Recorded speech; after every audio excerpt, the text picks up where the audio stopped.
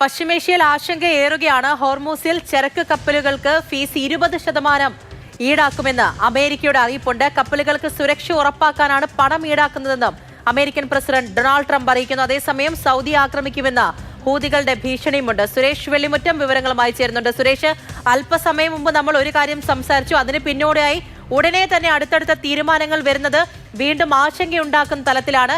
എന്താണ് ഏറ്റവും പുതിയ വിവരം? അതാണ് തീർച്ചയായും വലിയ രീതിയിലുള്ള ആശങ്ക വർദ്ധിപ്പിക്കുന്ന വിധത്തിലാണ് കാര്യങ്ങൾ ഹോർമൂസിലും അതോടൊപ്പം തന്നെ തെക്കൻ ഇറാനിലും ഒക്കെ നടക്കുന്നത്. ഇതോടൊപ്പം തന്നെയാണ് ഹൂതികളുടെ ഭീഷണിയും ഇപ്പോൾ സൗദി അറേബ്യയ്ക്ക് നേരെ വരുന്നത്. ഏറ്റവും പ്രധാനം, ട്രംപ് നേരത്തെ പറഞ്ഞത് തന്നെ ഇനി ഹോർമൂസിന്റെ സംരക്ഷകൻ അമേരിക്കയാണെന്നാണ് അദ്ദേഹം പ്രഖ്യാപിക്കുന്നത്. അമേരിക്കയാണ് ഇനി ഹോർമൂസ് എന്ത് ചെയ്യണം, ഏതൊക്കെ ചരക്ക് കപ്പലുകൾ, ഇന്ധന ടാങ്കറുകൾ പോകണം എന്നുള്ളത് തീരുമാനിക്കുന്നത് അമേരിക്കയായിരിക്കും. മാത്രമല്ല, ഈ ഹോർമൂസിൽ നേരത്തെ തന്നെ ഉണ്ടായിരുന്നു ഇറാൻ ടോൾ ഏർപ്പെടുത്താൻ പോകുന്നു എന്നുള്ളത്. അതിന് സമാനമായിട്ടുള്ള ഒരു നടപടി കൂടി അമേരിക്കയുടെ ഭാഗത്തു നിന്നും വരികയാണ്. 20% ഫീസ് അമേരിക്ക ഏർപ്പെടുത്തുമെന്നാണ് ട്രംപ് പ്രഖ്യാപിച്ചിട്ടുള്ളത്. ആ 20% ഫീസ് ചരക്ക് കപ്പലുകൾക്കും അതോടൊപ്പം തന്നെ ഇന്ധന ടാങ്കറുകൾക്കും സുരക്ഷ ഒരുക്കുന്നതിന് വേണ്ടിയിട്ടാണെന്നും അദ്ദേഹം വിവരിക്കുന്നുണ്ട്, അല്ലെങ്കിൽ വിശദീകരിക്കുന്നുണ്ട്. ആ തീരുമാനം ഇപ്പോൾ നിലവിൽ വന്നു എന്നുമാണ് ട്രംപ് സോഷ്യൽ മീഡിയ ആയിട്ടുള്ള ട്രൂത്തിലൂടെ പറയുന്നത്. മറ്റൊന്ന്, നേരത്തെ സൂചിപ്പിച്ച സൗദി അറേബ്യയെ ആക്രമിക്കുമെന്നുള്ള ഹൂതികളുടെ മുന്നറിയിപ്പാണ്. ഇതിന് ഏറ്റവും പ്രധാനം, യമനിലെ സന വിമാനത്താവളത്തിലേക്ക് ശക്തമായിട്ടുള്ള ആക്രമണം ഉണ്ടായിരുന്നു. ആ ആക്രമണം നടത്തിയത് സൗദി അറേബ്യ ആണെന്നാണ് ഹൂതികൾ പറയുന്നത്. സൗദി അറേബ്യ ആക്രമണം നടത്തിയത് കൊണ്ട് തന്നെ അതിനുള്ളൊരു തിരിച്ചടി സൗദി അറേബ്യയ്ക്ക് നൽകുമെന്ന് ഹൂതികൾ മുന്നറിയിപ്പ് നൽകുന്നുണ്ട്.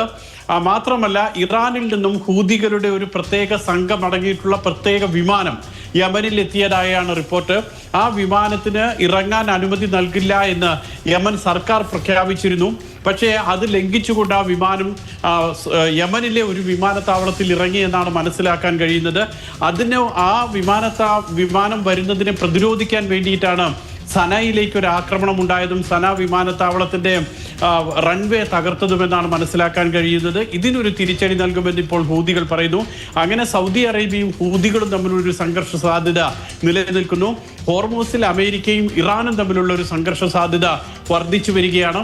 അതോടൊപ്പം തന്നെയാണ് ഇറാന്റെ ഭാഗത്തു നിന്നും ബഹ്റൈനിലേക്കും കുവൈറ്റിലേക്കും ഇന്നുണ്ടായിട്ടുള്ള ആക്രമണങ്ങൾ. ഇതെല്ലാം ചേർത്ത് വയ്ക്കുമ്പോൾ പശ്ചിമേഷ്യ അത്ര ഒരു നല്ലൊരു അവസ്ഥയിലല്ല ഇപ്പോൾ ഉള്ളത്. സുരേഷ്, ഈ പറഞ്ഞതുപോലെ തന്നെയാണ് ഇപ്പോൾ പ്രധാനമായിട്ടും രണ്ട് തലത്തിലാണ് കാര്യങ്ങൾ. ഒന്ന്, ഈ പറഞ്ഞതുപോലെ തന്നെ സൗദി ഹൂതി പ്രശ്നം, ആ ഒരു ആക്രമണത്തിന്റെ ഒരു ഭീഷണി ഒരു വശത്ത് നിലനിൽക്കുന്നു. പശ്ചിമേഷ്യയുടെ കാര്യം പറയാനെങ്കിൽ ഇറാൻ അമേരിക്ക ഒരു സംഘർഷം, അതിന്റെ ഒരു രൂക്ഷ അവസ്ഥയിലേക്ക് പോകാൻ ഇനി അത്ര സമയമൊന്നും വേണ്ടി വരില്ല എന്ന് ഏറെക്കുറെ ഉറപ്പായിട്ടുള്ള കാര്യമാണ്. അതേസമയം തന്നെ ആശങ്കയിലാകുന്നത് പ്രവാസികൾ കൂടിയാണ്, ഗൾഫ് മേഖല കൂടിയാണ്. ഇതിന് രണ്ടിന്റെയും ആഘാതം അവിടെ ഉണ്ടാകും എന്നുള്ള കാര്യവും ഉറപ്പാണ്. ഏത് വിധത്തിലാണ് ഗൾഫ് രാജ്യങ്ങൾ ഈ ഒരു അവസ്ഥയിൽ ഇപ്പോൾ നിൽക്കുന്നത്? ഏറ്റവും പ്രധാനം, ഈ യമനിൽ ഉണ്ടായിട്ടുള്ള ആക്രമണത്തെ തുടർന്ന് ഇപ്പോൾ യമൻ വ്യോമപാത അടച്ചിരിക്കുകയാണ്. അതുകൊണ്ട് തന്നെ അതിലൂടെയുള്ള വിമാന സർവീസുകൾ സാധ്യമല്ല. പക്ഷേ ഗൾഫിൽ നിന്നും യമനിലൂടെ വിമാനം പോകേണ്ട സാഹചര്യമില്ല. മറിച്ച് ഹോർമൂസിൽ സംഘർഷം രൂക്ഷമാകുകയും അതോടൊപ്പം തന്നെ ഒമാന്റെ ഭാഗത്തു നിന്നൊക്കെ ഏതെങ്കിലും വിധത്തിലുള്ള ഒരു നടപടി അക്കാര്യത്തിൽ ഉണ്ടായാലാണ് നമ്മുടെ വിമാന സർവീസിനെ ബാധിക്കുക. പക്ഷേ അതിനും അപ്പുറത്തേക്ക് ഹോർമൂസിൽ കഴിഞ്ഞ ദിവസങ്ങളിലൊക്കെ ചരക്ക് കപ്പലുകൾ ഒരു വിധത്തിൽ പോയിരുന്നു. പക്ഷേ ഇന്ന് മനസ്സിലാക്കാൻ കഴിയുന്നത് ആകെ 6 ചരക്ക് കപ്പലുകൾ മാത്രമാണ് ഹോർമൂസിലൂടെ കടന്നുപോയിട്ടുള്ളത്. അത് കഴിഞ്ഞ 5 ആഴ്ചയിലെ ഏറ്റവും കുറഞ്ഞ കണക്കാണ്. അപ്പോൾ അത്രമാത്രം വെറും 6 ചരക്ക് കപ്പലുകൾ മാത്രം കടന്നു പോകുക എന്ന് പറയുമ്പോൾ നമ്മുടെ എല്ലാവരുടെയും വീടുകളിലേക്ക് എത്തുന്ന അവശ്യ സാധനങ്ങളുടെ ലഭ്യത കുറയും. മറ്റൊന്ന്, ഇന്ധന വില വലിയ തോതിൽ വർദ്ധിക്കുന്നുണ്ട്. ഇന്ന് 4% വർദ്ധിച്ചു, ഇന്നലെ 5% വർദ്ധിച്ചു, അതിന് തൊട്ട് മുൻപ് ദിവസം 2% വർദ്ധിച്ചു. ഇങ്ങനെ 11% ഇന്ധന വില വർദ്ധിക്കുകയാണ്. ബാരലിന്റെ വില $80 എത്തി നിൽക്കുന്നു. സ്വാഭാവികമായും നമ്മൾക്കൊക്കെ ഇനിയിപ്പോൾ ലഭിക്കുന്ന ഇന്ധന വില വർദ്ധിക്കാനുള്ള സാഹചര്യം ഉണ്ടാകും. മറ്റൊന്ന്, ഈ വിമാന സർവീസുകൾ ഇങ്ങനെ ബാധിക്കുകയാണെങ്കിൽ ഇപ്പോൾ ഗൾഫിലൊക്കെ ആണെങ്കിൽ സ്കൂളുകൾക്കൊക്കെ അവധി തുടങ്ങിയിരിക്കുകയാണ്. അടുത്ത മാസം പകുതിയോടുകൂടിയും ഓണത്തിന് നാട്ടിലേക്ക് ധാരാളം ആളുകൾ വരാൻ തയ്യാറെടുക്കുന്നുമുണ്ട്. അപ്പോൾ ഇത്തരം ഒരു സാഹചര്യത്തിൽ ഓണം അടുത്തെത്തുന്നു, അതോടൊപ്പം തന്നെ ഗൾഫിൽ അവധി തുടങ്ങുന്നു. അതേ സമയത്ത് ഈ വ്യോമ ഗതാഗതം എന്താകുമെന്നുള്ള ആശങ്ക നിലനിൽക്കുകയും ചെയ്യുന്നു. സ്വാഭാവികമായും അത് വിമാന സർവീസുകളെ ബാധിച്ചാൽ പ്രവാസികളെ വല്ലാത്ത പ്രതിസന്ധിയിലാക്കുകയും ചെയ്യും.